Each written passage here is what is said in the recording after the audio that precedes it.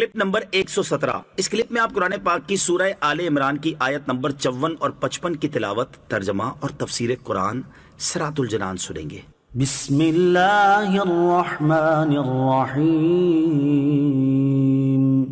ترجمہ: اللہ کے نام سے شروع جو نہایت مہربان رحمت والا ہے۔ وَمَكَرُوا وَمَكَرَ اللَّهُ وَاللَّهُ خَيْرُ الْمَاكِرِينَ۔ ترجمہ: اور کافروں نے خفیہ منصوبہ بنایا اور اللہ نے خفیہ تدبیر فرمائی، اور اللہ سب سے بہتر خفیہ تدبیر فرمانے والا ہے۔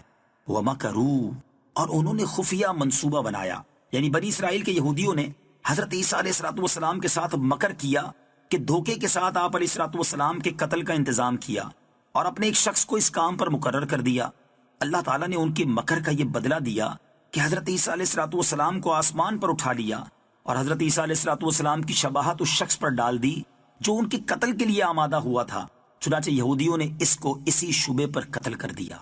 لفظ مکر کے معنی، لفظ مکر لغت عرب میں ستر یعنی پوشیدگی کے معنی میں ہے، اسی لیے خفیہ تدبیر کو بھی مکر کہتے ہیں، اور وہ تدبیر اگر اچھے مقصد کے لیے ہو تو محمود اور کسی قبیح غرض کے لیے ہو تو مذموم ہوتی ہے، مگر اردو زبان میں یہ لفظ فریب کے معنی میں مستعمل ہوتا ہے، اس لیے ہرگز شان الہی میں نہ کہا جائے گا۔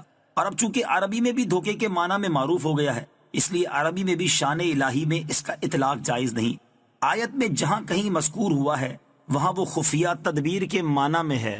اذ قال اللہ یا عیسیٰ انی متوفیک ورافعک الی ومطہرک من الذین کفروا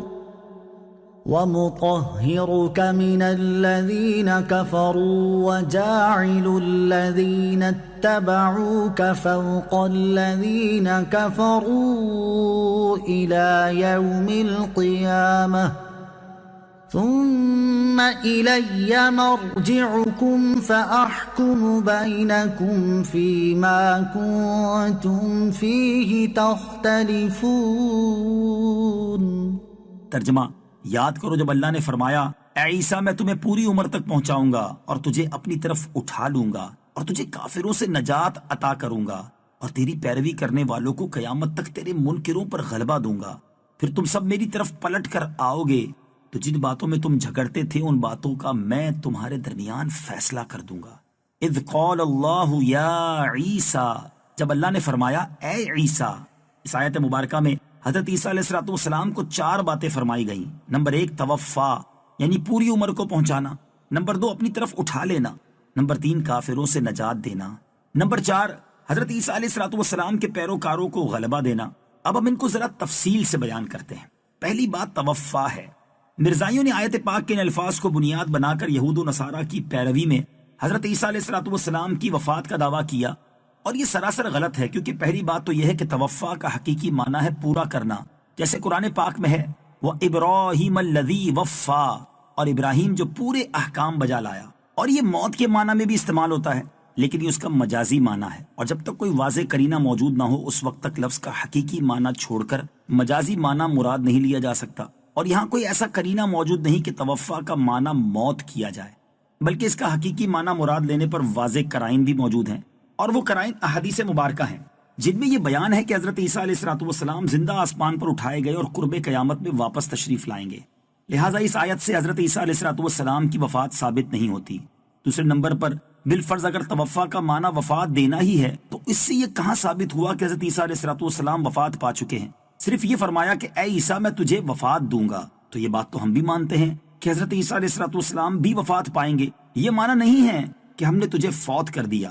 اب یہ بات کہ آیت میں توفا یعنی وفات دینے کا پہلے تذکرہ ہے اور اٹھائے جانے کا بعد میں، اور چونکہ حضرت عیسیٰ علیہ السلام اٹھائے جا چکے ہیں لہٰذا ان کی وفات بھی پہلے ثابت ہو گئی، تو اس کا جواب یہ ہے کہ آیت میں متوفی کا اور رافعو کا کے درمیان میں واو ہے، اور عربی زبان میں واو ترتیب کے لیے نہیں آتی کہ جس کا مطلب یہ نکلے کہ وفات پہلے ہوئی اور اٹھایا جانا بعد میں، جیسے قرآن پاک میں حضرت مریم رضی اللہ تعالی عنہا سے فرمایا گیا وَاسْجُدِي وَارْكَعِي، اور سجدہ اور رکوع کر، یہاں سجدے کا پہلے تذکرہ ہے اور رکوع کا بعد میں، تو کیا اس کا مطلب یہ ہے کہ حضرت مریم رضی اللہ تعالی عنہا رکوع بعد میں کرتی تھیں اور سجدہ پہلے؟ ہرگز نہیں، لہٰذا جیسے یہاں واو کا آنا ترتیب کے لیے نہیں ہے، ایسے ہی مذکورہ بالا آیت میں واو ترتیب کے لیے نہیں ہے۔ دوسری بات، حضرت عیسیٰ علیہ السلام کا اٹھایا جانا ہے۔ فرمایا گیا کہ ہم تمہیں بغیر موت کے اٹھا کر آسمان پر عزت کی جگہ اور فرشتوں کی جائے قرار میں پہنچا دیں گے۔ رسول اکرم علیہ السلام نے فرمایا، حضرت عیسیٰ علیہ السلام میری امت پر خلیفہ ہو کر نازل ہوں گے، سلیب توڑیں گے، خنزیروں کو قتل کریں گے، 40 سال رہیں گے، نکاح فرمائیں گے، اولاد ہوگی، اور پھر آپ علیہ السلام کا وصال ہوگا۔ وہ امت کیسے ہلاک ہو جس کا اول میں ہوں اور آخر حضرت عیسیٰ علیہ السلام، اور وسط میں میرے اہل بیت میں سے حضرت مہدی رضی اللہ تعالیٰ عنہ۔ مسلم شریف کی حدیث میں ہے کہ حضرت عیسیٰ علیہ السلام منارہ شرقی دمشق پر نازل ہوں گے۔ یہ بھی حدیث میں ہے کہ حضور اقدس علیہ السلام کے حجرے میں مدفون ہوں گے۔ تیسری بات کہ کفار سے نجات دلاؤں گا، اس طرح کے کفار کے نرغے سے تمہیں بچا لوں گا اور وہ تمہیں سولی نہ دے سکیں گے۔ چوتھی بات، ماننے والوں کو منکروں پر غلبہ دینا۔